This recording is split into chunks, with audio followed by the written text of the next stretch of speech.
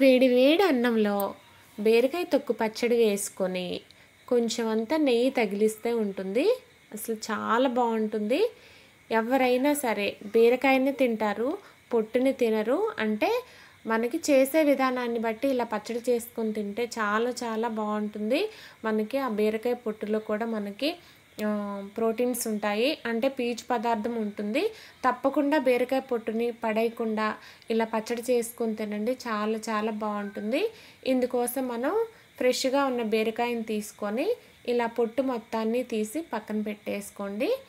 ఈ పొట్టంతా కూడా మనకి చూసారా ఎంత ఫ్రెష్గా ఉందో.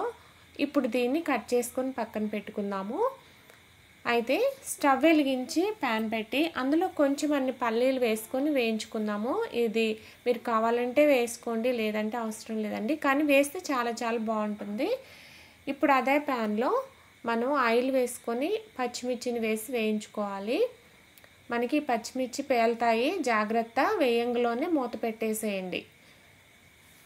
ఇప్పుడు ఇందులోనే ఒక 1/2 టీ స్పూన్ జీలకర్ర, 1/2 టీ స్పూన్ ధనియాలు వేసేసుకొని ఇవి కొంచెం వేగిన తర్వాత ఇందులో మనం తరిగి పెట్టుకున్న బీరతొక్కును కూడా వేసేద్దాము.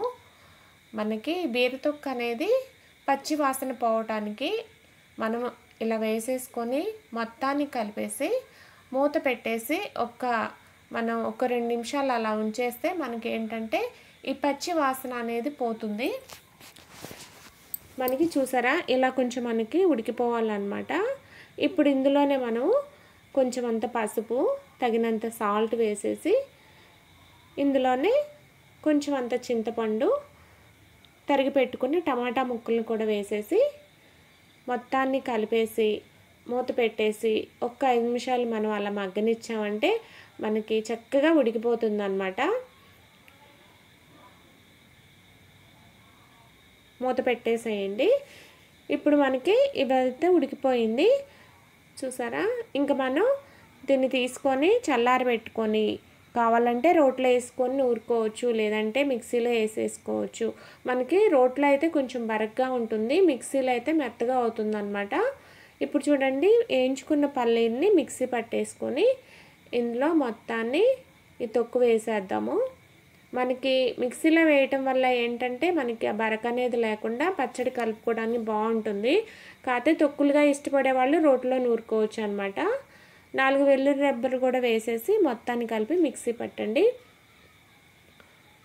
మనకి పచ్చడి అయితే రెడీ అయిపోయింది. ఇంకా తాలింపు కూడా పెట్టనవసరం లేదండి, అసలు చక్కగా అన్నంలో తినేసేస్తారు. కావాలనుకున్న వాళ్ళు ఇందులో ఉల్లిపాయను తరిగి వేసుకోవచ్చు. మాకు ఉల్లిపాయ తినరండి, అందుకని నేను వెల్లుల్లిపాయ వేశాను. చక్కగా బాగుంటుంది, మనకి హెల్దీ ఫుడ్ అన్నమాట. ఈ తొక్కులో పీచు పదార్థం ఉంటుంది కాబట్టి మనకు మంచిదండి, చాలా బాగా ఉంటుంది. తొక్కును పడేయకుండా ఇలా ట్రై చేయండి.